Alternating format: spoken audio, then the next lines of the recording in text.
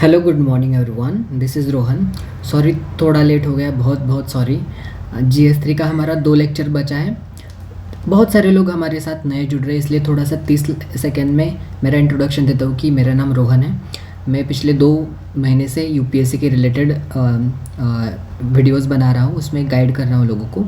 मैं गाइड इसलिए कर रहा हूँ क्योंकि मैं सीसैट के बारे में आपको गाइड नहीं करूँगा, क्योंकि I am not that eligible because I have not clear the CSAT, okay. And अभी मैं जीएस का आपको गाइड कर सकता हूँ, क्योंकि जीएस का मेरा 112 स्कोर है, जो कि जीएस का स्कोर 112 यूपीएससी सीएससी 2023 का प्रीलिम्स में, जिस साल यूपीएससी का उनका कट ऑफ था 75, तो उस साल मेरा 112 था। तो थोड़ा हक बनता है कि उस रिगार्ड में मैं आपको गाइड कर सकता हूँ। तो ओके, सीसैट का क्यों नहीं किया अभी तक, क्योंकि आई एम नॉट एलिजिबल ना। जहाँ मैं एलिजिबल हूँ वहाँ पर मैं ज़रूर गाइड करूँगा, ओके। तो ऐसे मैं आपको गाइड करने की कोशिश कर रहा हूँ। सो विथ ऑनेस्टी आप उसको देख सकते हैं। ये जो सीरीज़ हम डिस्कस कर रहे हैं, हम पूरा सिलेबस GS 1 2 3 4 हम क्वेश्चन आंसर फॉर्मेट में आपसे करा रहा हूँ, और उसका नोट्स भी टेलीग्राम चैनल पर प्रोवाइड कर रहा हूँ। टेलीग्राम चैनल का लिंक आपको इस वीडियो के डिस्क्रिप्शन बॉक्स में मिलेगा, उसको आपको ज्वाइन करना है। सारा जो भी मटेरियल हम शेयर करते हैं वो टेलीग्राम पे आपको मिल जाता है, ओके। एंड और एक इम्पॉर्टेंट चीज़ कि please like the video, please subscribe if you are new to the channel. आप नए चैनल पर नए हैं तो आपको सब्सक्राइब करना है, और ऑल वाले ऑप्शन को आपको सिलेक्ट करना है सब्सक्राइब करते वक्त, ताकि जो भी नोटिफिकेशन हो, कुछ भी मैंने करंट अफेयर्स का कुछ डाला है तो वो सबसे पहले आप तक पहुंच जाए, आपको नोटिफाइड हो। एंड कोई भी इम्पॉर्टेंट चीज़ ऐसे मिस ना हो, ओके। एंड फिर वन मोर थिंग कि हम अभी GS3 के 2 लेक्चर बचे हैं। 7 लेक्चर्स हमने ऑलरेडी डिस्कस किए हैं। अभी GS3 का 8वां और 9वां लेक्चर हम अभी 2 दिन में मैं फिनिश करूँगा, आपको मिलेगा। कल आपको GS3 का लास्ट लेक्चर मिलेगा। इससे GS का मैंने PDF सेंड कर दी है, सारी PDF GS3 के सारा सिलेबस का 20 पॉइंट्स है सिलेबस में, तो उसका हमने पूरा वहाँ पर डाल दिया है टेलीग्राम पर। थोड़ा सॉरी 2.5 मिनट में अभी इंट्रोडक्शन ही दे रहा हूँ। अभी हम स्क्रीन की तरफ चलेंगे, वहाँ पर मैं आपको पूरा अभी जो आगे का प्रोसेस है उसको आपको PDF को एक्सप्लेन करूँगा आपके साथ। और GS2 के बारे में बहुत सारे लोग बोल रहे थे कि सर GS2 का कब आ रहा है, तो GS2 के ऊपर मैंने ऑलरेडी वर्क करना स्टार्ट किया है, और उसका भी मैंने जैसे आपको बताया था, जैसे प्रॉमिस किया था कि अगस्त में हम GS2 को ख़त्म करेंगे। And I again reiterating that we will complete GS2 in August, please do not worry. थोड़ा क्या होता है ना कि थोड़ा डिले इसलिए हो रहा है क्योंकि आई एम ऑल्सो प्रिपेयरिंग ना, I also want to become IAS with you, हमें साथ में लबासना जाना है, okay. So please bear with this, please like the video, please share to, अगर कोई आपका ऐसा फ्रेंड है इसको गाइडेंस चाहिए तो आप उसके साथ शेयर करिए, हमें मिलकर आगे जाना है। And please comment a heart और anything if you want, please आपके कमेंट से बहुत अच्छा लगता है, एनर्जी आते हैं, एनर्जी की बहुत कमी है, तो प्लीज़ कमेंट कीजिए, okay. So let's go to the screen and we will discuss the further things, okay. Thank you so much. तो ये GS3 का लेक्चर नंबर 8 है, ओके। ये लेक्चर नंबर 8, ओके। और एक लेक्चर आएगा लेक्चर नंबर 9 करके। तो भी हमने ये सिलेबस है पूरा, तो ये सिलेबस का फर्स्ट पॉइंट, फिर ये सेकंड पॉइंट, ऐसे कितने पॉइंट्स है सिलेबस में GS3 के? 20 पॉइंट्स हैं, और हमने पहले से ही टारगेट रखा है कि हमें 250 में से 150 मार्क्स लाने हैं। इतना एक्चुअल में प्रैक्टिकली इतना पॉसिबल नहीं होता, लेकिन आप उतना एम तो करिए, तब जाकर आप कब 125 या फिर 120 के आसपास जाएंगे, और तब उससे सिलेक्शन होता है, ओके। तो एटलीस्ट इतना एम करना चाहिए। एम करने में क्या जाता है, इतना बड़े ड्रीम्स रखो, ऐसा मेरा मानना है। तो ऐसे 20 पॉइंट्स है सिलेबस के, हमने ऑलरेडी 15 पॉइंट मतलब डिज़ास्टर मैनेजमेंट तक देखा है। 16th एंड 17th वाला पॉइंट जो कि इंटरनल सिक्योरिटी का स्टार्ट होता है यहाँ से, ओके। और एक इम्पॉर्टेंट चीज़ मुझे बहुत सारे वीडियोस में लगा कि अगर मेरा स्पीड आपको स्लो लग रहा है तो आप 1.5 या 2 की स्पीड पर देख सकते हैं, एटलीस्ट 1.5 पर देख ही सकते हैं। तो और एक GS3 में क्या होता है ना कि एक मसाला होता है एग्जामिनर के लिए, जो भी हमारे आंसर्स को एनरिच करता है। तो उसके में क्या आता है कि डायग्राम, डेटा, कमिटी, ये सारी चीज़ें हमें उसको कोई भी आंसर में हमें ऐड करनी पड़ती है। तो डायग्राम बना सकते हैं, इंडिया का मैप हो गया। अभी चलो मैं आपको इंडिया का मैप थोड़ा ऐसे बना कर दिखाता हूँ कि कैसे इंडिया का मैप बनाया जा सकता है। Start with this, just second. Okay, let start. Sorry अगर थोड़ा बुरा आ रहा है तो ऐसे स्क्रीन पर पहली बार मैं ट्राई कर रहा हूँ। तो ऐसे फर्स्ट जम्मू एंड कश्मीर का रीजन, ओके, ये थोड़ा से नीचे से, फिर ऐसे वो करके ये फिर उत्तराखंड वाला रीजन, देन गोस ये यूपी नेपाल टाइप, फिर ये सिक्किम, भूटान, एंड देन ये थोड़ा ऐसे असम, अरुणाचल वाला, ये थोड़ा मिज़ोरम, त्रिपुरा, मेघालय, गारो, जयंती हिल्स, एंड देन सुंदरबंस, ये यहाँ तक स्टॉप करना है। फिर यहाँ पर जाना है, ये पंजाब राजस्थान वाले एरिया, एक थोड़ा सा बेंड, देन गुजरात का पार्ट, एंड देन गुजरात का वो लाइन का मुँह, देन ऐसे वो करके हमें यहाँ तक नीचे तक लाना है। ओके, फिर ये रामेश्वरम वगैरह ये सब तमिल, ये इसका एरिया, एंड देन फिर उसको ऐसे करके ऐसे ज्वाइन करना है। एंड ये श्रीलंका वाला यहाँ पर ये वाला पार्ट। ओके, आई होप आपको अच्छा लगा होगा मेरा मैपिंग। सॉरी अगर कोई भी बुरा या फिर अगर किसी को भी अच्छा नहीं लगा तो ये इंडिया का हमारा मैप है। ओके, तो ऐसा मैपिंग आपको करना है, ये प्रैक्टिस से आता है। आई थिंक थोड़ा तो अच्छा है, आपको पता नहीं कैसा लग रहा है। ये मैप आपको कैसा लग रहा है प्लीज़ कमेंट करके बताइए, या फिर कोई भी इम्प्रूवमेंट अगर आपको लगता है तो आप प्लीज़ बता सकते हैं। ओके, आपसे कमेंट पाकर या फिर जो भी आपका रिस्पॉन्स है मुझे अच्छा ही लगता है। ओके, मैं ज़रूर रिस्पॉन्ड करूँगा। तो चलिए लेक्चर की तरफ। मैप तो दिखा दिया मैंने आपको, तो ये डायग्राम का बता दिया अभी। फिर कोई डेटा है या फिर कोई कमेटी का रिकमेंडेशन है। अभी मान लीजिए कमेटी का मैं आपको एक एग्जांपल देता हूँ कि रेलवे इंसिडेंट्स के ऊपर बहुत सारे एक्सीडेंट्स हो रहे हैं ना रेलवे के, तो काकोडकर कमेटी ऐसे करके एक कमेटी है गवर्नमेंट की। तो बहुत सारे लोगों को पता नहीं है, थोड़ा रेयर कमेटी का नाम है, तो आप ऐसे वो कर सकते हैं। या फिर BN श्री कृष्णा कमेटी है डेटा प्राइवेसी के ऊपर। ओके, तो ऐसे फिर नेशनल एंड इंटरनेशनल इंडाइसेस भी आप यूज़ कर सकते हैं, या फिर कमेटी रिपोर्ट्स को आप वो कर सकते हैं। और एक बार बता रहा हूँ, प्लीज़ 2x पे देख लीजिए या फिर 1.75 की स्पीड पर देख लीजिए थोड़ा, क्योंकि एक्सप्लेन तो मैं अपनी ओरिजिनल या फिर जो मेरा नेचुरल स्पीड है ना उसी में ही एक्सप्लेन करूँगा। अगर मैं स्पीड बढ़ाकर बात करने की कोशिश करूँ तो जो मुझे आप तक पहुँचाना है ना तो वो डाइल्यूट हो सकता है। या फिर committee report, supreme court and high court के जजमेंट भी आप उसमें यूज़ कर सकते हैं, हमेशा ध्यान रखिए। ओके, ऐसा नहीं कि इसके ये सारे जजमेंट सिर्फ GS2 में आएंगे, GS3 में भी ये जजमेंट्स आप ला सकते हैं और उसको और वैल्यू ऐड कर सकते हैं, या फिर चार्ट्स कर सकते हैं। मान लीजिए पहले मिल्क का प्रोडक्शन मान लीजिए 25 मिलियन मेट्रिक टन्स इतना था और वो बढ़कर ऐसा हो गया, तो आप ग्राफ में दिखाई दीजिए 1990s में इतना था एंड फिर 2024 में तो ये बढ़कर ऐसे हो गया। ये चार्ट कर दीजिए, ऐसे 1 मार्क एक्स्ट्रा मिल जाता है।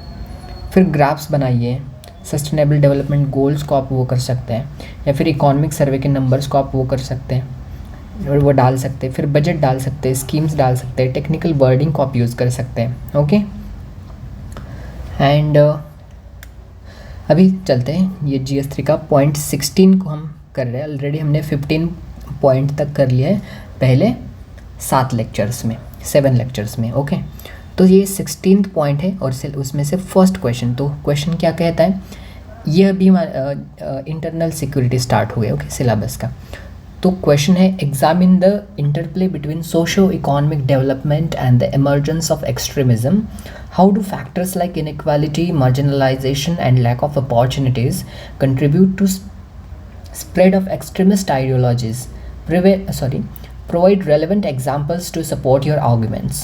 ओके, तो क्या बोल रहे हैं कि socio economic development and emergence of extremism, ये में इन दोनों में क्या लिंकेजेस है और कैसे इनइक्वालिटी या फिर मार्जिनलाइजेशन, लैक ऑफ अपॉर्चुनिटीज़, ये सब चीज़ें कंट्रीब्यूट करती है। उसकी वजह से क्या होता है, एक्सट्रीमिस्ट आइडियोलॉजीज़ कैसे बढ़ावा मिलता है ऐसे आइडियोलॉजीज़ को, तो वो हमें वहाँ पर फाइंड आउट करना है, बताना है और एग्जांपल्स दीजिए ऐसे करके। तो हमेशा, और एक बात, बहुत सारे लोग नए जो ड्रेस लिए, बार बार मैं बता रहा हूँ कि क्या होता है ना कि डायरेक्ट ऐसे आंसर लिखते समय डायरेक्ट ऐसे एरो मत करा कीजिए, ऐसे आंसर ये वर्ड लिखना है, थोड़ा फॉर्मल तरीका होता है। ओके, बहुत सारे लोग दिल्ली से नहीं है, मैं दिल्ली में रहा हूँ, वो मुझे पता है वो वहाँ का माहौल कैसा है, तो वहाँ के टीचर्स वगैरह इनको ये वर्ड चाहिए ही चाहिए। डायरेक्ट आप ये से एरो करके करेंगे तो बिल्कुल सेंस नहीं लगता, वो मार्क्स काट देते हैं। तो आंसर इंट्रोडक्शन से स्टार्ट करते हैं। अभी कैसे सोशो इकोनॉमिक कंडीशंस और एक्सट्रीमिज्म का लिंकेज है, तो बताएंगे the intricate relationship between socio economic development and the rise of extremism necessitates a nuanced examination. Okay, and उसका एक मैंने डेटा दिया, द ग्लोबल टेररिज्म इंडेक्स। देखिए मैंने पहले बताया था, जो मसाला वाला पेज मैंने शुरुआत में दिखाया तो वहाँ पर क्या बोला था कि इंडेक्स यूज़ कर सकते हैं, ऐसे ही मैंने यहाँ पर इंडेक्स बताया। The global terrorism index 2020 reported 13,826 terrorism related deaths in 2019, underlining the urgency of dissecting this nexus। देखिए टेररिज्म की वजह से कितने डेथ्स हो गए, 13,826, इतने डेथ्स, बहुत बड़ा नंबर है। और फिर क्या पूछा है क्वेश्चन में, factors linking socio economic development and extremism. तो ये फैक्टर्स देखिए यहाँ पर डायरेक्ट पूछा कि एग्जामिन सोशियो इकोनॉमिक डेवलपमेंट और एक्सट्रीमिज़म के बीच का इंटरप्ले का एग्जामिन कीजिए। तो वैसे मैंने हेडिंग क्रिएट की और उसको डब्बे में डाल दिया। ओके, तो ऐसे डब्बा करना है आपको, क्योंकि एग्जामिनर को बस ऐसे सामने से दिख जाए डायरेक्टली। तो क्या कौन से फैक्टर हैं, एक तो इनइक्वालिटी ब्रीड्स एक्सट्रीमिज़म। जो वर्ल्ड इनइक्वालिटी रिपोर्ट है 2022 का, उन्होंने हाईलाइट किया है कि जो वेल्दीएस्ट, मतलब दुनिया के सबसे अमीर 1% जो ऊपर के लोग हैं, तो उनके पास उतनी वेल्थ है जितने कि दुनिया की जो सबसे नीचे वाले 50% लोग हैं। मतलब जो 1% लोग हैं ना, तो उनके पास वेल्थ कितनी है, जितनी 4 बिलियन लोगों के पास वेल्थ है। मतलब 50% नीचे के लोगों के 1% ऊपर, इतना ज़्यादा इनइक्वालिटी, बहुत ज़्यादा इनइक्वालिटी, बहुत प्रमाण बहुत ज़्यादा हो गया इसका। फिर सेकंड पॉइंट कौन सा है, इसकी वजह से, इनइक्वालिटी की वजह से क्या होता है कि एक्सट्रीमिज़म बढ़ता है। एक्सट्रीमिज़म में आपको वो थोड़ा सा एक लाइन में बताता हूँ कि एक्सट्रीमिज़म एग्जैक्टली क्या होता है।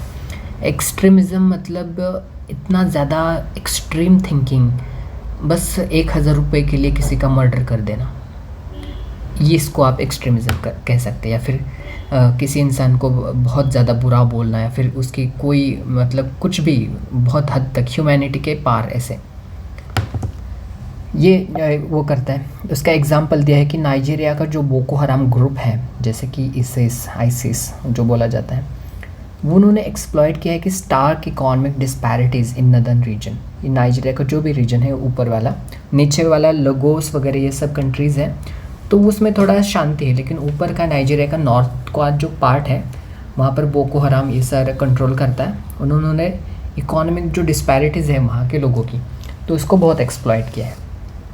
फिर सेकंड कौन सा पॉइंट है, एक तो मार्जिनलाइजेशन एंड एलियनेशन। मार्जिनलाइजेशन मतलब बहुत निचला स्तर, एंड एलियनेशन मतलब अकेले पड़ जाना, एलियनेट हो गए। तो UNDP, देखिए यहाँ पर मैंने बॉडी लिख दी, यूनाइटेड नेशंस डेवलपमेंट प्रोग्राम्स का, उनका अरब ह्यूमन डेवलपमेंट रिपोर्ट है। रिपोर्ट आया, मैंने अंडरलाइन किया, मुझे दिखाना है कि मुझे रिपोर्ट पता है। Revealed youth unemployment rate in Middle East were twice the global average leading to extremism. ये रिपोर्ट ने क्या रिवील किया है कि जो मिडल ईस्ट का यूथ है, जो वहाँ पर अनएम्प्लॉयमेंट है, वो ग्लोबल एवरेज से 2 गुना ज़्यादा है। और इससे वजह से क्या होता है कि एक्सट्रीमिज्म होता है। फिर एजुकेशनल एंड इकोनॉमिक गैप्स, ये सारा भी चीज़ें एक्सट्रीमिज्म को कंट्रीब्यूट करता है। तो areas with limited access to quality education and economic opportunities become recruitment grounds for extremists. पढ़ाई ही नहीं की या फिर पैसा ही नहीं है, तो लोग कुछ भी करने तक उतर आते हैं, उसकी वजह से एक्सट्रीमिस्ट टेंडेंसी बनती है। ग्लोबल टेररिज्म डेटाबेस, मैंने एग्जांपल दिया, एग्जांपल ऐसे EX करा है, आगे से ध्यान रखिए, मैंने आगे के GS2 में वो किया है।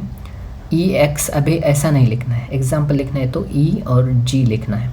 EX ऐसे महाराष्ट्र में लिखते हैं, लेकिन दिल्ली वाले लोगों को ये EG वाला चाहिए एग्ज़ाम्पल, और उसको ऐसे करना है, और फिर ये थोड़ा अच्छा तरीका अच्छा लगता है। ओके, ये इतनी छोटी छोटी चीज़ें मैं आपको बता रहा हूँ, that's why please like the video. Okay, this is responsibility you can say. ये ग्लोबल टेररिज्म डेटाबेस है। ये जो डेटाबेस है ये थोड़ा स्पेसिफिक है, इसलिए मुझे दिखाना है कि मुझे ये डेटाबेस पता है, तो इसलिए मैंने वहाँ पर अंडरलाइन किया। ये डेटाबेस क्या बताता है कि शोकेस करता है कि रीजन्स लाइक अफ़गानिस्तान, जहाँ पर बहुत ज़्यादा लो लिटरेसी है, तो उसकी वजह से क्या होता है कि ये बहुत ज़्यादा रेडिकलाइजेशन के लिए सस्पेक्टेबल है। लिटरेसी ही नहीं है, ह्यूमैनिटी का पता ही नहीं है, बस 1000 रुपये दिए और बता दें कि इसको मारना है, मार देंगे। क्यों? लिटरेसी नहीं है, एजुकेशन नहीं है, ह्यूमैनिटी का मतलब ही नहीं पता, बस ये 1000 रुपये से उनको पता है कि हमारे 1 महीने का खाने का वो हो जाएगा। लेकिन लिटरेसी अगर होता तो ये सब एक्सट्रीम चीज़ें वो नहीं करते। एथनिक एंड रिलीजियस डिस्क्रिमिनेशन, जिसका एग्जांपल मैंने दिया है कि रोहिंग्या क्राइसिस है म्यांमार में, marked by religious discrimination facilitated the emergence of violent extremist factions. ये रोहिंग्या का ही एग्जाम्पल था कि 1000 रुपये के लिए इसने एक आदमी का खून कर दिया था। रोहिंग्या जो म्यांमार की एथनिक कम्युनिटी है। फिर 5th वह है गवर्नेंस फेलियर्स एंड करप्शन, उसकी वजह से भी बहुत ज़्यादा एक्सट्रीमिस्ट टेंडेंसीज बढ़ती है लोगों में।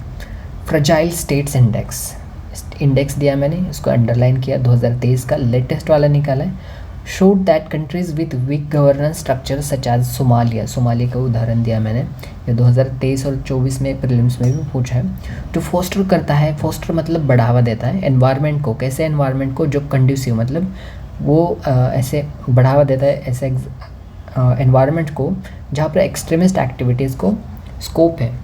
तो ये सारी चीज़ें, जैसे कि वीक गवर्नेंस स्ट्रक्चर्स, मतलब सोमालिया में लोग ऐसे उठकर प्रेसिडेंट को मार सकते हैं, ऐसा इतना वीक गवर्नेंस है। तो ऐसी चीज़ों से क्या होता है कि सिक्योरिटी ही नहीं है, तो क्या एक्सट्रीमिस्ट टेंडेंसी एक्टिविटीज़ बढ़ेंगी ना। तो ऐसे ये एक्सट्रीमिस्ट जो आइडियाज़ है उसको कैसे मिटिगेट कर सकते हैं? क्वेश्चन में क्या पूछा है? हाउ, यहाँ से पढ़िए, how do factors like inequality, marginalisation and lack of opportunities contribute to spread of extremist ideologies, provide relevant examples. तो हम ऐसे यहाँ पर दिखाएंगे कि ये मिटिगेटिंग एक्सट्रीमिज़म, ऐसे मैंने हेडिंग बनाई, उसको डब्बे में डाल दिया ताकि एग्जामिनर को दिखे कि मैंने एग्जाम क्वेश्चन का सेकंड पार्ट यहाँ से एड्रेस करना स्टार्ट किया है। इसका ये जो मैं लेक्चर आपको एक्सप्लेन कर रहा हूँ, इसका PDF आपको टेलीग्राम पर मिलेगा। वो टेलीग्राम को आपको ज्वाइन करना है। हमारा ग्रुप है टेलीग्राम का, कुछ 1700 मेंबर्स हैं। आई नो हमारा ग्रुप थोड़ा छोटा है अभी, क्योंकि हमने अभी स्टार्ट किया है कुछ 2-2.5 महीने पहले, तो हम बढ़ेंगे, आगे ग्रोथ करेंगे, इसलिए आपका सपोर्ट चाहिए। Please join the Telegram channel, and वहाँ पर आपको इस लेक्चर का PDF मिल जाएगा। आप उसको प्रिंट आउट करके बार बार पढ़ के उसका आंसर राइटिंग या फिर उसको यूज़ कर सकते हैं। इक्विटेबल इकोनॉमिक ग्रोथ, ये फर्स्ट कैसे कर सकते हैं? इक्विटेबल इकोनॉमिक ग्रोथ है तो एक्सट्रीमिज़म से मिटिगेट, उससे छुटकारा पा सकते हैं। इंक्लूसिव पॉलिसी, जैसे कि एक स्वीडन का कंट्री है, यूरोपियन कंट्री है, तो उनका गिनी कोएफिशिएंट जो है, गिनी कोएफिशिएंट, इसको भी अंडरलाइन करिए, तो ये वो है 0.28%, जो क्या करता है 0.28 experience lower radicalisation rate. Gini coefficient मतलब इनइक्वालिटी को मेजर करता है, प्रीलिम के लिए ध्यान रखें। एंड गिनी कोएफिशिएंट कितने पॉइंट्स में मेजर करा जाता है आपको कमेंट सेक्शन में लिखना है। ओके, फिर इन्वेस्टमेंट इन एजुकेशन, एजुकेशन में इन्वेस्टमेंट कर सकते हैं, जैसे कि फिनलैंड ने उनके बहुत सारे रिसोर्सेस एजुकेशन सेक्टर में डाले और ranked first in education quality by World Economic Forum. World Economic Forum जो भी अपना इंडाइसिस निकालता है, उनके रैंकिंग में फिनलैंड का नंबर 1 है एजुकेशन के क्वालिटी की अगर बात करें तो। और उससे क्या होता है कि empowers youth with skills and opportunities, और उससे रेडिकलाइजेशन या फिर एक्सट्रीमिज़म कम होता है। फिर डिस्क्रिमिनेशन को कॉम्बैट करना चाहिए, जैसे कि कंट्री जैसे कनाडा में क्या है ना कि बहुत स्ट्रॉन्ग एंटी डिस्क्रिमिनेशन मेजर्स वहाँ पर है और मल्टीकल्चरल पॉलिसीज़ है वहाँ पर। तो इसीलिए कनाडा का जो भी, मान लीजिए ये अमेरिका का ये कॉन्टिनेंट है, ओके, तो ये ऊपर वाला कनाडा है, ये बीच में USA और फिर यहाँ पर मेक्सिको है। तो ये कनाडा है ना, तो यहाँ पर पूरा इंडिया के सिख वगैरह ये सारे लोग बहुत ज़्यादा हैं वहाँ पर कनाडा में। तो ये क्यों है? क्योंकि उनकी मल्टीकल्चरल पॉलिसीज़ बहुत ज़्यादा अच्छी हैं और एंटी डिस्क्रिमिनेशन मेजर्स भी हैं। तो उसकी वजह से सब लोगों को समान न्याय मिलता है, समान अपॉर्चुनिटीज़ मिलते हैं। तो दंगा फसाद करने की ज़रूरत ही नहीं है। फिर स्ट्रेंथनिंग गवर्नेंस स्ट्रक्चर को हम स्ट्रेंथन कर सकते हैं। जैसे कि नॉर्वे वाली कंट्री है, नॉर्वे जो यूरोपियन कंट्री है, स्कैंडिनेवियन कंट्री आप बोल सकते हैं। तो उसके जो स्ट्रॉन्ग इंस्टीट्यूशंस है और लो करप्शन का लेवल है, उसकी वजह से बहुत ज़्यादा कम चांस होते हैं कि एक्सट्रीमिस्ट आइडियोलॉजीज उनको गवर्नेंस के स्ट्रक्चर को एक्सप्लॉइट कर सके। ओके, फिर इंटरनेशनल कोऑपरेशन हो सकता है, जैसे कि financial action task force, FATF उसको बोला जाता है। आपको थोड़ा सर्च करना है इसके बारे में। मैं 2 चीज़ें आपको बोल रहा हूँ कि क्या आपको सर्च करना है। एक तो FATF कौन सी 2 लिस्ट निकालता है, और फिर FATF को किस बॉडी ने बनाया है, ये आपको कमेंट सेक्शन में लिखना है। एक तो फर्स्ट कमेंट करनी है कि FATF कौन सी 2 लिस्ट निकालता है, और सेकंड कमेंट ये करनी है आपको कि FATF जो बनाई गई है तो उसे किस बॉडी ने बनाई है, कौन सा ग्रुप है इंटरनेशनल उन्होंने बनाया। तो FATF इसका कोऑपरेशन हम ले सकते हैं, उसकी वजह से मनी लॉन्ड्रिंग इसको वगैरह चेक कर सकते हैं। और फिर टेररिज्म को काउंटर करने के लिए यूनाइटेड नेशंस का काउंटर टेररिज्म मैकेनिज्म है। ओके, एंड फिर वे फॉरवर्ड क्या है इस क्वेश्चन का? हमने पहले बता दिया कि कैसे सोशियो इकोनॉमिक जो डेवलपमेंट्स है उसकी वजह से एक्सट्रीमिस्ट टेंडेंसीज बढ़ती है, और फिर इस एक्सट्रीमिस्ट टेंडेंसी को कैसे कम करना है ये भी हमने बताया। और वे फॉरवर्ड में हमें क्या लिखना है, हमेशा ध्यान रखिए, अभी भी मैं बता रहा हूँ, हर लेक्चर में मैं आपको बताता हूँ, कंक्लूजन ऐसा वर्ड नहीं लिखना है। कंक्लूजन है ये एक्सट्रीम वर्ड है। कंक्लूजन आप इतने हम स्टूडेंट्स हैं, एस्पिरेंट्स हैं, हम इतना एक्सपीरियंस नहीं है हमारे पास कि हम इतने बड़े मुद्दों पर डायरेक्ट कंक्लूजन दे सकें। तो हमेशा हमारा छोटा सा पॉइंट रखना है कि हम वे फॉरवर्ड बता सकते हैं, हम कंक्लूजन नहीं बता सकते इतने बड़े इशू का। ओके, इतना डीप थिंकिंग आपका होना चाहिए। ये मेरे दिल्ली के कुछ सर हैं, उन्होंने बताया मुझे।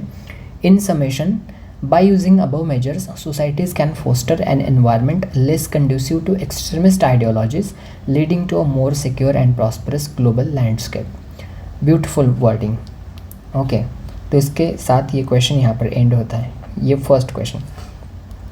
फिर 16th का सिलेबस का पॉइंट और उसमें से second question, discuss the role of education in countering the spread of extremism. यहाँ पर एजुकेशन एंड एक्सट्रीमिज्म इन 2 चीज़ों को लिंक करा है। And analyse how an improved education system can act as a deterrent to extremist ideologies. Illustrate your answer with global and national instances. जहाँ पर भी illustrate ऐसा वर्ड देखिए तो आपको ये समझना है कि आपको एग्जाम्पल्स लिखने हैं। ओके, फिर हमारा इंट्रोडक्शन देखिए, मैंने एरो किया, वहाँ पर वर्ड भी लिखा कि आंसर ऐसे करके। तो एजुकेशन और एक्सट्रीमिस्ट ये दो चीज़ें, और कैसे इनका लिंकेज है, क्या रोल है एजुकेशन का एक्सट्रीमिस्ट को काउंटर करने के लिए, और बस हमें उदाहरण के थ्रू इसको एक्सप्लेन करना है। तो इंट्रोडक्शन क्या है हमारा, the catalytic role of education in countering extremism is underscored by UNESCO's estimation that 264 million children and youth globally were deprived of education in 2019, making them susceptible to radicalization. 264 million मतलब कुछ 27 करोड़ बच्चे and youth दुनिया भर में जिनको education की facilities नहीं दी गई या फिर वो वंचित रह गए एजुकेशन की फैसिलिटीज़ की वजह से। ये सब कौन बोल रहा है? ये यूनेस्को, ये बॉडी बोल रहे हैं, मैं नहीं बोल रहा, ये बोल रहे हैं यूनेस्को। ओके, हमें किसी बॉडी का नाम लेना पड़ता है हमारे फैक्ट्स को बैक सपोर्ट करने के लिए। तो उन्होंने बोला कि इतने सारे 27 करोड़ बच्चे और यूथ को ग्लोबली एजुकेशन नहीं मिला, उसकी वजह से ये सस्पेक्टेबल हो गए, बहुत ज़्यादा चांस बढ़ गए उनके कि ये रेडिकलाइजेशन को फेस कर रहे हैं। रेडिकलाइजेशन मतलब बहुत दंगा फसाद, criminal records, murders, okay, violent situations, ये सब। Role of education in countering terrorism. First, ये रोल अभी देखिए क्वेश्चन में पूछा कि रोल ऑफ एजुकेशन क्या है। तो फर्स्ट, अभी थोड़ा मैं फास्ट करता हूँ, बहुत स्लो ऐसे एक्सप्लेन करके भी वो कुछ फ़ायदा नहीं है। तो फर्स्ट, रोल ऑफ एजुकेशन क्या है? Cultivating inclusivity and tolerance. Tolerance बढ़ाता है कि एंड कौन से यूनेस्को का जो ग्लोबल एजुकेशन मॉनिटरिंग रिपोर्ट है 2024 का, उन्होंने शो किया है कि एजुकेशन सिस्टम जो है वो प्रमोट करता है इंक्लूसिविटी एंड कल्चरल अंडरस्टैंडिंग को। फिर नर्चरिंग क्रिटिकल थिंकिंग को बढ़ावा देता है। ये पीसा 2018 का एक रिजल्ट है। पीसा आपका इसका फुल फॉर्म आपको कमेंट करना है। ओके, ये शोकेस करता है कि एजुकेशन सिस्टम कैसे क्रिटिकल थिंकिंग को फोस्टर करता है। फोस्टर मतलब बढ़ावा देता है। और एजुकेशन क्या करता है कि स्टूडेंट्स को एम्पावर करता है, उनको थोड़ी समझ देता है कि वो एनालाइज कर सके एंड क्वेश्चन कर सके कि एक्सट्रीमिस्ट आइडियोलॉजीज़ कैसे रिड्यूस किया जाता है, सस्पेक्टिबिलिटी उसको कैसे एक्सट्रीमिस्ट आइडियोलॉजी को कम कर सकते हैं। फिर रोल ऑफ एजुकेशन क्या है कि सोशियो इकोनॉमिक अपॉर्चुनिटीज़ को एनहांस कर सकता है। यूनेस्को ने बोला है कि quality education enhances employability and equips individuals with sorry मैं फ़ोन साइलेंट करना भूल गया, so sorry for that. And फिर यूनेस्को ने बोला है कि ऐसे एजुकेशन एम्प्लॉयबिलिटी को एनहांस करता है और उसको इंडिविजुअल्स को स्किल देता है, उसकी वजह से उसका पॉजिटिव इम्पैक्ट पड़ता है सोसाइटी में, और ऐसे कुछ उटपटांग चीज़ें वो नहीं करता है इंडिविजुअल। फिर रेडिकलाइजेशन का नेटवर्क है उसको डिस्टर्ब करता है। यूरोपियन यूनियन ने बोला है कि radicalisation awareness network emphasises the critical role of educators in identifying early signs of radicalisation. And फिर ग्लोबल एंड नेशनल इंस्टेंसेस देखा हमने कि क्वेश्चन में पूछा है, तो डेनमार्क का होलिस्टिक अप्रोच है। डेनमार्क का जो आरहुस मॉडल है वो एंगेज करता है schools and social services and law enforcement agencies, वो इन सारी चीज़ों को इंटीग्रेट करता है किसके लिए, रेडिकलाइजेशन को प्रिवेंट करने के लिए। तो ये डेनमार्क का मैंने वहाँ पर एग्जाम्पल दिया है, ग्लोबल वाला एग्जाम्पल। एंड फिर और एक एग्जाम्पल है कि यूनाइटेड नेशन का जो प्रिवेंट वायलेंट एक्सट्रीमिज़म इनिशिएटिव था, PVE इनिशिएटिव, उसकी वजह से क्या बहुत सारे रेडिकलाइजेशन कम हुआ। जैसे कि केन्या का यूथ फॉर पीस ऐसा उनका इनिशिएटिव था। Employ education to counter extremist influences at the grass root level, ये केन्या का था। एंड फिर यूनेस्को का ग्लोबल सिटीजनशिप ड्राइव है। ये ड्राइव से violence via education, prevent violence via education, इसका ऐसा थीम था। तो ये 3 एग्जांपल्स मैंने दिए हैं यहाँ पर। Okay, and then way forward क्या है, by nurturing inclusivity, critical thinking and socio economic prospects and resilience against extremist propaganda, education emerge as a powerful tool fostering global harmony and security. ये से मैंने एजुकेशन का importance बता दिया कि इसकी वजह से इंक्लूसिविटी बढ़ता है, क्रिटिकल थिंकिंग को बढ़ावा मिलता है, सोशियो इकोनॉमिक के प्रॉस्पेक्ट्स बढ़ते हैं एंड रेजिलियंस बनता है, थोड़ी ताकत बनती है लोगों की एक्सट्रीमिस्ट प्रोपागेंडा के खिलाफ। ये है। फिर 16th सिलेबस का पॉइंट, उसमें से 3rd question, critically evaluate the effectiveness of socio-economic development initiatives in curbing extremism। ये सोशियो इकोनॉमिक डेवलपमेंट के इनिशिएटिव जो है तो उनका क्या रोल बनता है कि एक्सट्रीमिज़म को हम कम कर सकते हैं, और ऐसे केस स्टडीज़ दिखाई ऐसे बोल रहे हैं। तो इंट्रोडक्शन, ग्लोबल टेररिज्म इंडेक्स 2024 उन्होंने शो किया है कि सोशियो इकोनॉमिक डेवलपमेंट इनिशिएटिव्स बहुत ज़्यादा इफेक्टिव है मिटिगेटिंग एक्सट्रीमिज्म एंड अपलिफ्टिंग वल्नरेबल्स। यहाँ पर बस ध्यान देने वाली बात यह है कि ग्लोबल टेररिज्म इंडेक्स हमने इसको कोट किया है। एग्जामिनर ये सब सारा पूरा पढ़ता भी नहीं है, बस ने आपने ये इंपॉर्टेंट इंडेक्स लिखा और फिर उसको अंडरलाइन किया, बात ख़त्म। आपको उन्होंने समझ लिया कि आपने अच्छा इंट्रोडक्शन दिया। तो अभी effectiveness of socio economic development initiatives in countering extremism, तो ये है, मैंने हेडिंग बनाया उसको बॉक्स कर दिया। एग्जाम्पल 1 फर्स्ट मैंने दिखाया कि रवांडा का जो पोस्ट जिनोसाइड रिकवरी था, ये इसको मैंने अभी न्यूज़पेपर से उठाया। रवांडा बहुत न्यूज़ में चल रहा था। तो रवांडा एक साउथ अफ्रीकन कंट्री है।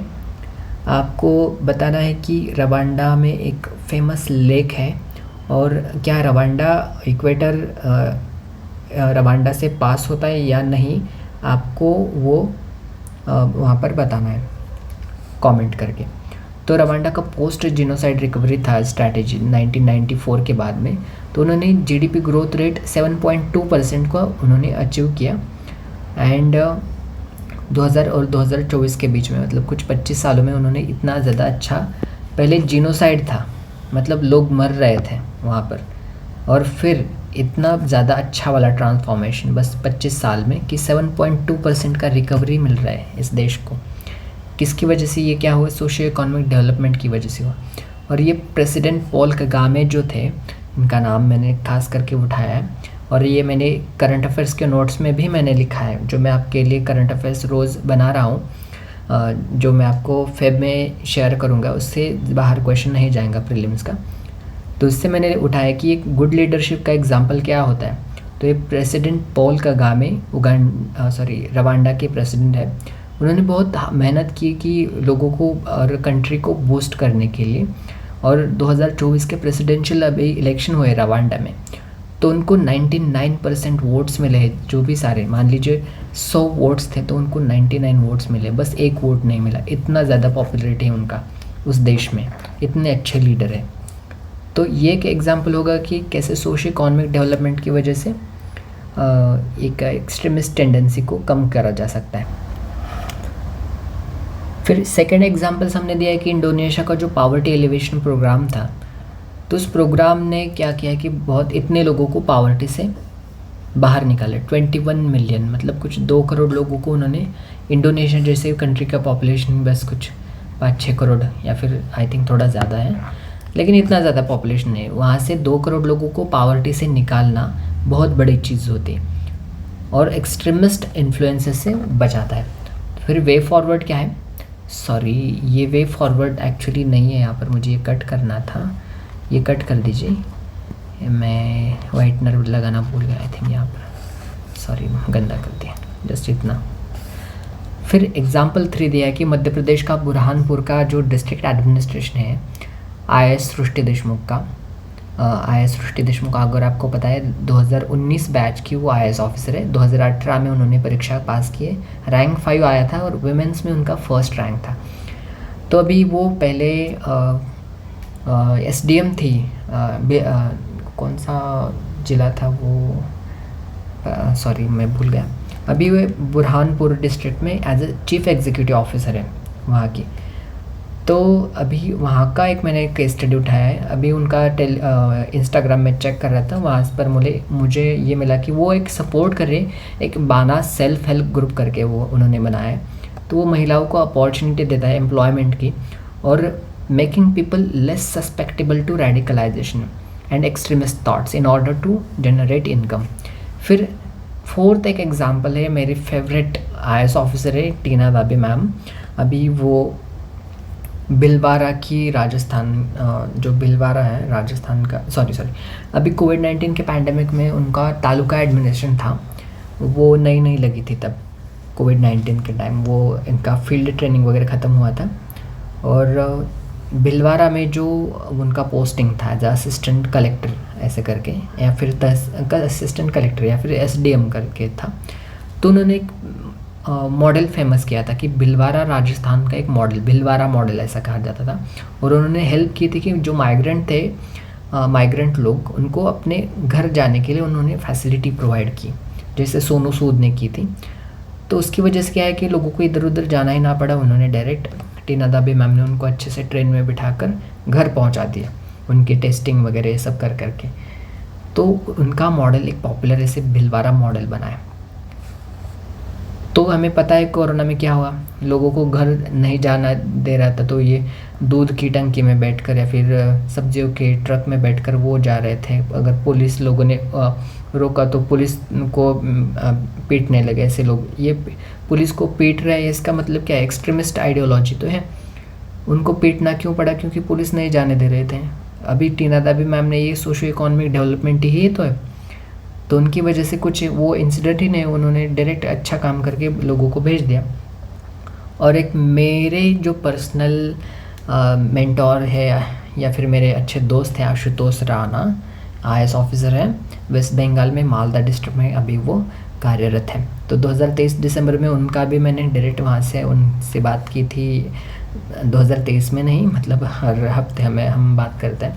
तो 2023 दिसंबर की बात है। तो IAS आशुतोष राणा, उनका पोस्टेड वेस्ट बंगाल में मालदा डिस्ट्रिक्ट में। उन्होंने किया था कि प्रोवाइड किया था कि district run employment opportunities to migrant Rohingya minorities. अभी क्या है ना कि अभी मैंने ये इंडिया का मैप बनाया था, तो ये वेस्ट बंगाल है और यहाँ से म्यांमार से ऐसे इन्फिल्ट्रेशन के थ्रू यहाँ पर हमारे कंट्रीज़ में ये लोग आते हैं, रोहिंग्या माइनॉरिटीज़। तो वो लोग क्या है ना कि 1000 रुपये के लिए भी इतना वो करते हैं, मर्डर वगैरह करने के लिए तैयार हो जाते हैं। तो क्यों करते वो? क्योंकि उनके पास पैसा नहीं। पैसा कैसा आएगा उनके पास? अपॉर्चुनिटीज़ दो एजुकेशन की, सॉरी एम्प्लॉयमेंट की। एम्प्लॉयमेंट दी तो वो कुछ करेंगे नहीं ना। तो ये आशुतोष राणा सर, उन्होंने एम्प्लॉयमेंट की अपॉर्चुनिटी जनरेट की उन लोगों के लिए, और उसकी वजह से रेडिकल टेंडेंसीज बहुत कम हो गई। Okay, and way ahead by combining socio-economic development with effective security measures, societies can foster sustainable momentum. Okay, और sustainable, what is that? Whatever, sustainable momentum या फिर sustainable growth आप कह सकते हैं। फिर सिलेबस का पॉइंट 16th वाला हमने पॉइंट कवर किया। अभी सिलेबस का पॉइंट 17th, ये role of external state and non state actors. State actors मतलब गवर्नमेंट, और नॉन स्टेट एक्टर्स मतलब टेररिस्ट या फिर जो भी बाकी के लोग।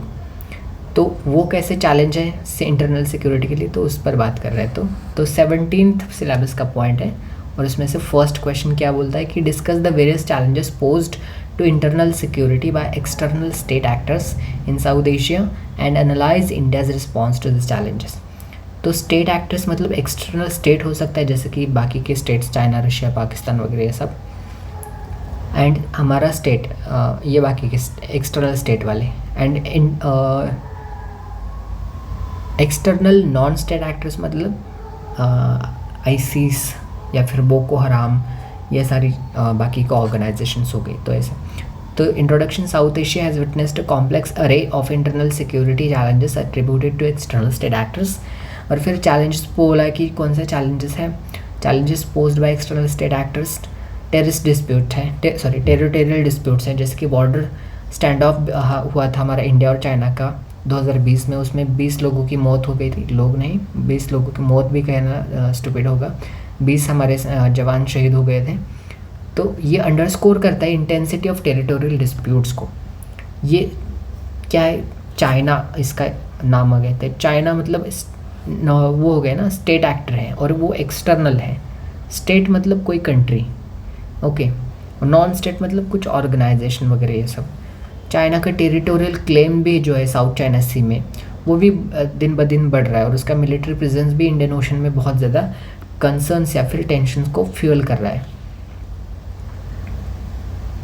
ये इंटरनल सिक्योरिटी के लिए चैलेंज ही तो है, ऐसा चाइना का एक्सट्रीमिस्ट या फिर एग्रेसिव नेचर होना। फिर प्रॉक्सी वारफेयर, पाकिस्तान का इन्वॉल्वमेंट है सपोर्टिंग टेररिज्म। वो ऐसे सामने से खुलकर आके बताता तो नहीं है, लेकिन उसका इन्वॉल्वमेंट है। और पुलवामा का जो अटैक हुआ था 2019 में, उसमें हमारे इंडिया के जो सिक्योरिटी पर्सनल थे, तो उनकी 40 लोगों की डेथ हो गई थी, ये प्रॉक्सी वॉरफेयर की वजह से। मैरीटाइम एग्रेशन है, मैरीटाइम मतलब मरीन मतलब जो समुद्र का नेविगेशन या फिर जो मराइन इंजीनियरिंग, बहुत सारे लोगों ने पता सुना होगा। मैरीटाइम मतलब जो समुद्र से रिलेटेड है। तो चाइना का मैरीटाइम असर्टिवनेस जो है वो एग्जेम्पलीफाइड है by its frequent naval patrols in Indian oceans, and it has also established its military bases in Djibouti and Gwadar. Djibouti ये कंट्री है अफ्रीका में, एंड फिर गदर ये पोर्ट है। ये पोर्ट कौन सी कंट्री में है ये आपको कमेंट करना है। फिर इकोनॉमिक इन्फ्लुएंस है, चाइना का बेल्ट एंड रोड इनिशिएटिव है जिसको BRI बोला जाता है, उसने भी बहुत सारे कंसर्न्स रेज किए, जैसे कि डेट ट्रैप डिप्लोमेसी जो साउथ एशिया में, मतलब डेट ट्रैप डिप्लोमेसी मतलब एक मान लीजिए श्रीलंका है, तो उसको पहले कर्जा देते हैं, मान लीजिए भर भर के कर्जा देते हैं, मान लीजिए 20,000 करोड़ कर्जा दिया उसको चाइना ने श्रीलंका को, और फिर वो ऑब्वियसली बात ये है कि वो उसको यूज़ करेगा कर्जे को और फिर चुका नहीं पाएगा, तो अभी फिर चाइना पैसा मांगेगा कि हमारा पैसा वापस दीजिए। श्रीलंका बोलेगा कि अभी तो पैसा नहीं है, फिर चाइना बोलेगा कि अगर पैसा नहीं है तो हमारी बातें माननी पड़ेगी अब। तो ऐसे करके इसको डेट ट्रैप डिप्लोमेसी बोला जाता है। और इसके वजह से अभी क्या बोलते हैं, फिर चाइना क्या बोलेगा, जो आपका हम्बनटोटा पोर्ट है वहाँ का, तो उसको हमें यूज़ करने के लिए दीजिए, वहाँ पर हमें हमारी चीज़ें पार्क करनी है, हमारे बिग जो बड़े बड़े शिप्स हैं उसको हमें वहाँ पर पार्क करना है। तो ऐसे, तो इसका एग्जांपल श्रीलंका का हम्बनटोटा पोर्ट जो है वो लीज़ पर दिया था चाइना को, ये इसका नोटेबल एग्जांपल है डेट ट्रैप डिप्लोमेसी का। फिर इंडिया का डेटा ड्रिवन रिस्पॉन्स क्या बोलता है कि कैसे इसको चीज़ को कम कर सकते हैं। ये नॉन स्टेट एक्टर्स जो है इंटरनल सिक्योरिटी को बहुत ज़्यादा अफेक्ट कर रहे हैं, तो इसको कैसे कम किया जा सकता है। तो बॉर्डर इंफ्रास्ट्रक्चर को अच्छे से किया जा सकता है, बढ़ा सकते हैं। जैसे कि India has constructed over 4,900 kilometre का road along border across improving accessibility for troops and investment in border infrastructure जो है वो बढ़ा है 75% से। ये मिनिस्ट्री ऑफ डिफेंस ने बोला है 2014, मतलब मोदी सरकार जब से आई तब से ये इन्होंने ऐसा बोला कि मिनिस्ट्री ऑफ डिफेंस ने बोला है कि बॉर्डर इंफ्रास्ट्रक्चर के ऊपर बहुत काम करा है। 75% से इन्वेस्टमेंट बढ़ा है। फिर डिप्लोमेसी बैलेंसिंग, जो इंडिया का पार्टिसिपेशन है, जैसे कि forums like BRICS and SCO। BRICS में यहाँ पर Brazil, Russia, India, China and South Africa है। और SCO कंट्रीज़ में कौन कौन सी कंट्रीज़ हैं, शंघाई कॉरपोरेशन ऑफ ऑर्गेनाइजेशन। तो आपको उसको कंट्रीज़ को आपको कमेंट बॉक्स में लिखना है। ये दोनों जो प्लेटफॉर्म्स हैं ये डिप्लोमेटिक एंगेजमेंट के लिए एक्सटर्नल स्टेट एक्टर्स के साथ फैसिलिटेट करता है। ओके, इसकी वजह से जो इंटरनल सिक्योरिटी के चैलेंजेस है उसको वहाँ पर डिस्कस किया जा सकता है। फिर काउंटर टेररिज्म मेजर्स हैं, उसको भी अपनाया जा सकता है। जैसे कि इंडिया का नेशनल इन्वेस्टिगेशन एजेंसी है NIA, उन्होंने achieved a conviction rate of 91% in cases related to cross border terrorism. ये बहुत अच्छा रेट है, इसको आप कन्विक्शन रेट ऐसा बोला जाता है। ये थोड़ा पॉपुलर वर्ड नहीं है, थोड़ा टेक्निकल डिटेल्स या फिर डॉक्यूमेंट्स या फिर वेबसाइट से लिया गया है मैंने यहाँ पर। ये कन्विक्शन रेट बोला जाता है उसको। और इंटेलिजेंस शेयरिंग जो है through platforms like financial action task force, तो बहुत ज़्यादा इंस्ट्रूमेंटल रोल प्ले करता है टेरर फाइनेंसिंग करने के लिए, तो इसको कम कर जा सकता है। फाइनेंशियल एक्शन टास्क फोर्स, इसको कौन सी बॉडी ने बनाया, आपको ये कमेंट करना है। फिर मैरीटाइम पार्टनरशिप्स हैं, जैसे कि इंडिया ने एक नेवल एक्सरसाइजेस कंडक्ट करे थे, जैसे कि मलबार एक्सरसाइज है, मलाबार या फिर मलबार ऐसा बोला जाता है। तो वो US, जापान और ऑस्ट्रेलिया के बीच में था इंडिया के साथ, तो उसके वजह से क्या मैरीटाइम कोऑपरेशन बढ़ा, इसलिए इंटरनल सिक्योरिटी के चैलेंजेस भी कम हो गए। फिर इकोनॉमिक डाइवर्सिफिकेशन करा जा सकता है, जैसे कि इंडिया का ट्रेड जो है आसियान कंट्री के साथ वो 31% से बढ़ा है बस लास्ट के 5 ईयर्स में, 2020 से। वो रिफ्लेक्ट करता है कि हमने कितना डाइवर्स करा है हमारे इकोनॉमिक पार्टनरशिप्स को, वो भी हमारा उसको शो करता है कि हमने कैसे काम करा है इंटरनल सिक्योरिटी को स्ट्रेंथन करने के लिए। और वे फॉरवर्ड क्या है, जो अबव डिस्कस्ड इंडिया के जो कॉम्प्रिहेंसिव अप्रोच है वो अंडरपिन करता है कि कैसे फैक्चुअल इंसाइट्स एंड फिगर्स जो है वो पोजीशन करता है इंडिया को optimistically to safeguard its internal security while contributing to regional stability. हमें हमारा इंटरनल सिक्योरिटी को भी स्टेबलाइज करना है और हमारा रीजनल स्टेबिलिटी को भी, internal security and regional stability in दोनों को मेंटेन करना है। फिर 17.2 इसमें से नॉन स्टेट एक्टर्स के ऊपर बात करें। पहले हमने स्टेट एक्टर्स की बात की कि जैसे स्टेट एक्टर्स मतलब कौन सी कंट्री कैसे हमारे देश के इंटरनल सिक्योरिटी को इफेक्ट कर रहे हैं, और नॉन स्टेट एक्टर्स मतलब कंट्री छोड़ के बाकी के चिल्ले पिल्ले से ग्रुप। तो सच एज टेररिस्ट ऑर्गेनाइजेशन, यहाँ से पढ़िए, ये क्वेश्चन पढ़ रहा हूँ मैं। Non state actors such as terrorist organisations and cyber criminals play a significant role. देखिए, नॉन स्टेट एक्टर्स मतलब टेररिस्ट ऑर्गेनाइजेशन, साइबर क्रिमिनल्स, ये बहुत सारा सिग्निफिकेंट रोल प्ले करते हैं हमारे सिक्योरिटी चैलेंजेस के लिए। और एक्सप्लेन कीजिए, बोला कि the nature of this challenges and suggest strategies for countering them effectively. Okay, पहले तो बोला कि ये सारे लोग बहुत ज़्यादा हमारी कंट्री के सिक्योरिटी के लिए बहुत ज़्यादा एक चैलेंज है, ऐसा यहाँ तक बोला है, यहाँ पर फुल स्टॉप पर। फिर बोला है कि कैसे ये कौन से चैलेंजेस हैं ये एक्सप्लेन करिए, ऐसे बोला है। और फिर suggest strategies, I don't like this, okay, Royal Enfield, okay. Then introduction. Non-state actors comprising terrorist organizations, cyber criminals have emerged as a formidable security challenges in today's interconnected world. फिर पहले हम बताएंगे कि कैसे security challenges bye non state actors हैं। पहले तो terrorist organisation है, जैसे कि मैंने पहले उसका एक इंडेक्स का नाम बताया कि ग्लोबल टेररिज्म इंडेक्स है 2024 का। उन्होंने इंडिकेट किया है कि that increment of 250% increase in global deaths due to terrorism की वजह से इतने ज़्यादा डेट में बढ़ावा मिला है, ये बहुत बड़ी बात है। फिर notable group such as ISIS, al Qaeda, Lashkar e Taiba, Boko हराम, ये कंटिन्यू कर रहे हैं एक्सप्लॉयटेशन के लिए, एक्सप्लॉयट कर रहे हैं रीजनल कन्फ्लिक्ट्स को।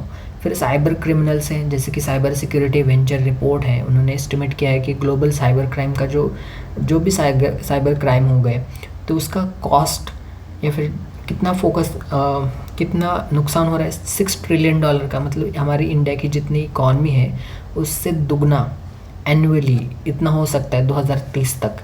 और ये फोकस कर रहा है कि pervasive and costly nature of cyber threats.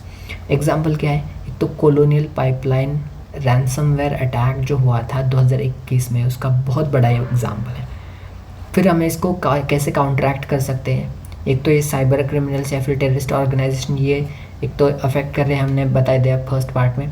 फिर कैसे उन्होंने बोला है कि स्ट्रैटेजीज सजेस्ट करिए, तो हमने हेडिंग बनाई कि काउंटर एक्शन स्ट्रैटेजीज कैसे कर सकते हैं, इंटरनेशनल पार्टनरशिप से कर सकते हैं, जैसे कि कोलैबोरेशन थ्रू इंटरपोल, जो कि बहुत बड़ा इंटरनेशनल पुलिस ऐसे उनका बॉडी का नाम है, and adherence to international conventions जैसे कि Budapest convention on cyber crime, enhance information sharing.